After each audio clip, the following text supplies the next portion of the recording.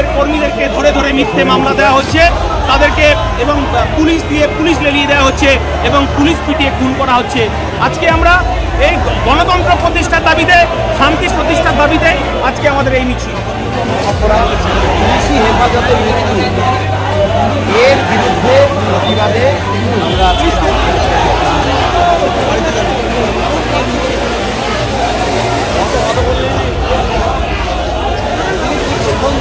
সরকারের, কারণ সরকার চালাচ্ছেন যারা, প্রশাসন তার হাতে। মব লিঞ্চিং এবং পুলিশি হেফাজতে মৃত্যু দুটো এক বিষয় নয়। পুলিশ হচ্ছে আইন রক্ষক, তার দায়িত্ব আইন রক্ষা করা। পুলিশি হেফাজতে যখন কোর্ট কোনো ব্যক্তিকে দিচ্ছেন তখন তার পুলিশের দায়িত্ব হলো তাকে সিকিউর রাখা, সুরক্ষিত রাখা। বম্বে হাইকোর্ট গত বছর 2023 সালে জানুয়ারি মাসে স্পষ্ট রায় দিয়েছেন যে পুলিশি হেফাজতে মৃত্যু হচ্ছে সমাজের জঘন্যতম অপরাধ। সেই পুলিশি হেফাজতে মৃত্যুতে গত বছরের তুলনায় পশ্চিমবঙ্গে পুলিশি হেফাজতে মৃত্যু বেড়ে গেছে 4 গুণ। অতএব এই জঘন্যতম অপরাধ পশ্চিমবঙ্গে চলতে দেওয়া যাবে না। আর পুলিশ যদি আইন ভাঙে তাহলে সাধারণ মানুষ ভাঙবে, গণপিটুনি বাড়বে। অতএব গণপিটুনির আগেও তার চেয়েও বড় অপরাধ পুলিশের। পুলিশ যতক্ষণ না পর্যন্ত আইন নিজের হাতে না তুলে আইন রক্ষকের ভূমিকা না নিচ্ছে ততক্ষণ পর্যন্ত সমাজে শৃঙ্খলা আসতে পারে না। যেভাবে একের পর এক পিটিয়ে হত্যার ঘটনা বাড়ছে, দোষীরা কিন্তু শাস্তি পাচ্ছে না। দোষীরা শাস্তি পাচ্ছে না তার কারণ যারা পিটিয়ে হত্যা করছেন তারা ডেফিনেটলি ক্ষমতার বৃত্তে আছেন। ক্ষমতার বৃত্তে না থাকলে এই ধরনের দুর্বৃত্তকারী যে ঘটনা সেটা ঘটানো চলে না। ক্ষমতার বৃত্তে আছেন, প্রশাসনকে সাথে নিয়ে প্রশাসন জেনে শুনেও যদি তাদের বিরুদ্ধে অ্যাকশন না নেন তাহলে বুঝতে হবে যে প্রশাসনের সাথে মদত আছে।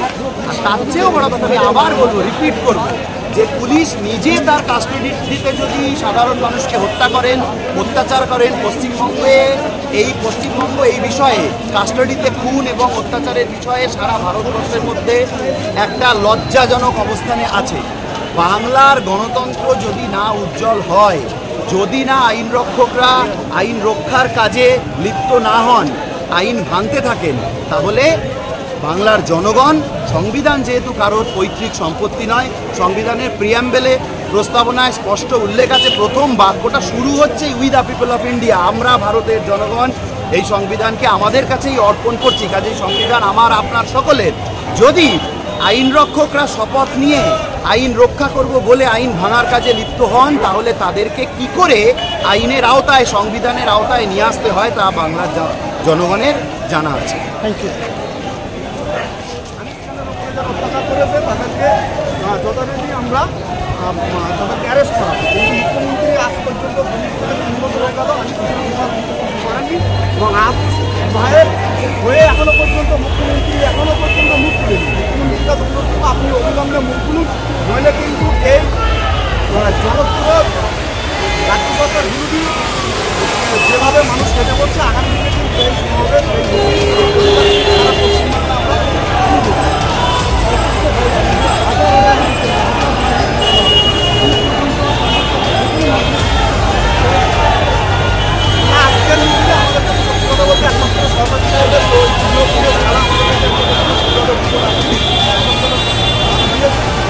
আর একটা বিষয় আনন্দের বিষয় আমরা প্রায় খবর আমাদের শিয়ালদায় এখনো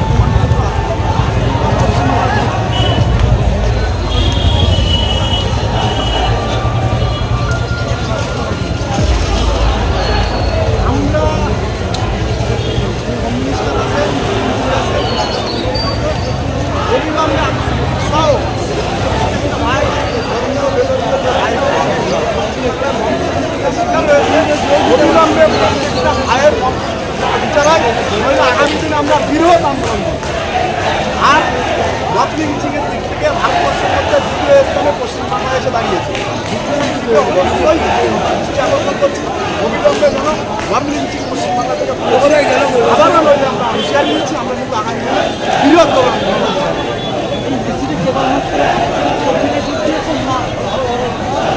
সব মিছিলটা আইএসএফের পক্ষ থেকে হচ্ছে আইএসএফ দেখেছে আইএসএফের কর্মীরাই যোগ এখানে অন্য কোনো শরীর দল অন্য কোনো অরাজনৈতিক সংগঠন কেউ নেই শুধুমাত্র আমার নাম মোহাম্মদ মুস্তাক আমি জেলা